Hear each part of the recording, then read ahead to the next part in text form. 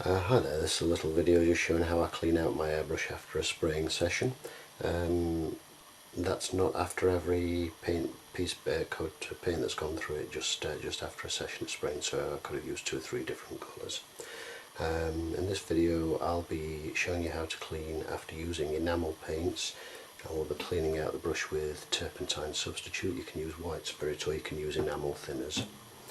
And the items I use for cleaning: 2 or 3 sheets of kitchen towel, 2 or 3 cotton buds, water to flush the gun through after we've cleaned it to make sure that the spray pattern's fine, a small brush which I reserve specifically for cleaning the nozzle,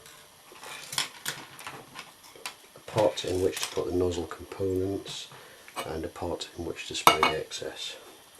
First thing I do is wipe out the bowl with a piece of kitchen towel, then a bit of thinners in there, give it a swirl round, back flush it by putting your finger over the end and press and pull back on the trigger.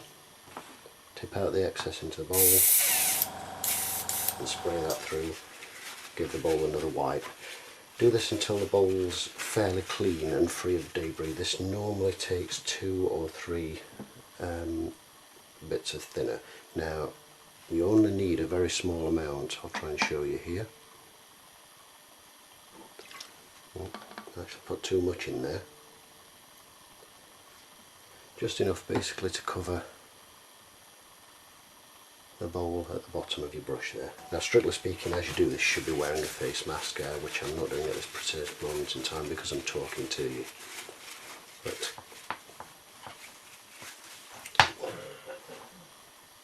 do as I say, not as I do. So now the bowl's as clean as you can get it with thinners.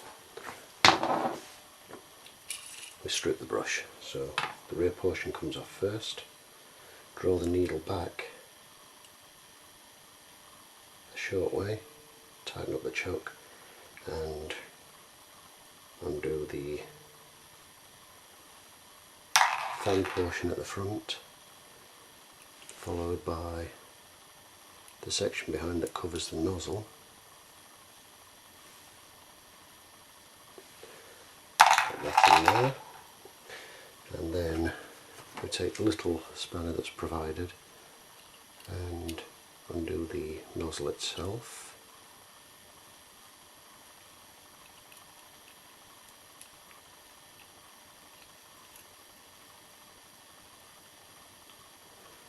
And similar fashion, drop that into there too. What I do now is put enough terps in there just to cover all of those items. Typically a couple of eyedroppers full. That's just so you can see there. This basically prevents any paint in there from drying and clogging it. At this point, unscrew the chuck nut, push the needle forward and draw it out through the front of the airbrush. That prevents you damaging the delicate tip.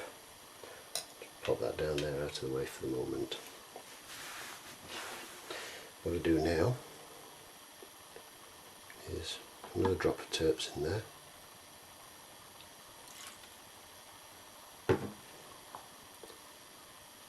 Take a cotton bud and just give that a good scrub out inside the bowl now that there's nothing in there to obscure it.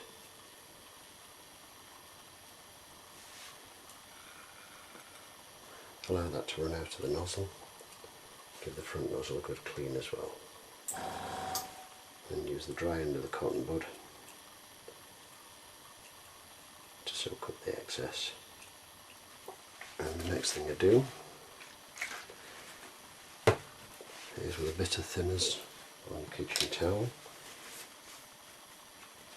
clean the needle. If you pull it and rotate it at the same time, it will wipe off any paint that's still clinging to it, as you can see.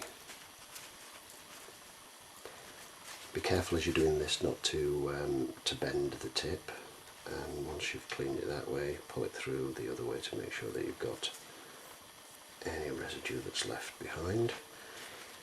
Now the principle is exactly the same if you're using acrylic paints. You would just use either isopropyl alcohol acrylic thinners, or in some cases an ammonia solution. Okay, once the needle's clean, can loosen your chuck nut, and the body's clean, the needle's clean. We can pop this back in here, which saves any further damage. Pop this back in here, which saves any potential damage. Put it in from the front, slide it back until you can see it protrude from the back there. Give the tip a quick wipe, and if you just draw that back so that the point is actually inside, I don't know if you can see that there.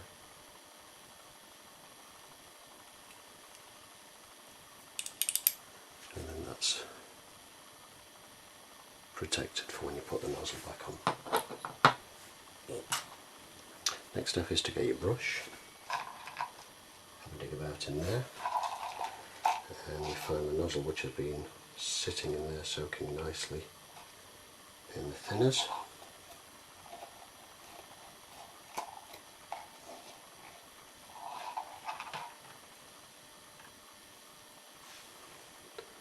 And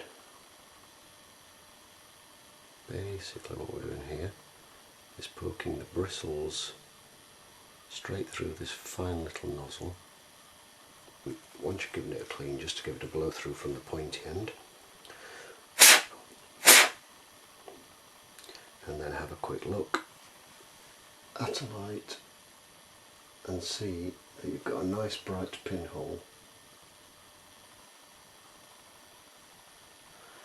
And then take the little spanner that came with your kit,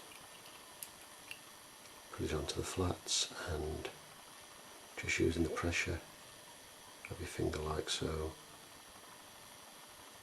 just tighten it up until it nips up. Do not tighten this too much, otherwise it will break. It'll break the threads in there.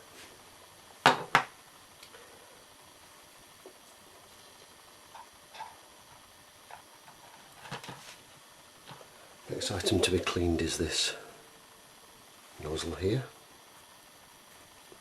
or the nozzle cover. I'm sure these have all got technical names. I can't quite tell you what they all are, however, but I'm sure you know what I mean. Give it a good clean inside and out with a clean cotton bud, and a wipe with your kitchen towel. Quick visual inspection, make sure it is not blocked, and then screw this back onto the airbrush body until it tightens up hand tight. At this point you can loosen your chuck nut and slide your needle just until you feel it stop. Tighten up your chuck nuts, and at this point we can actually test it and test the spray pan and make sure it's working.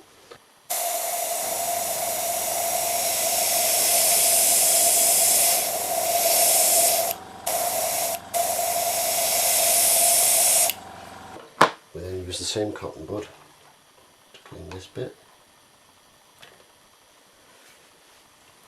The fan-shaped tip that protects the needle and helps with the spray pattern. If it's got the micrometer adjustment on the back like this one has, press and pull back on your lever and just check that that's still adjusted to where you want it, because as you move the needle it might have actually altered that. And there's your airbrush reassembled back together. At this point you can just squirt another bit more water through and make sure that all's still well. So pull the trigger,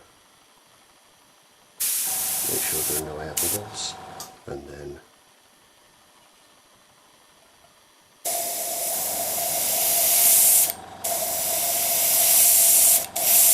just test the spray pan again. Make sure the ball's clear, give it a quick wipe. You can then pop your airbrush away, knowing that that'll be spotless and ready to use the next time you take it out and load it with paint. Hope this has been useful. Thanks for watching.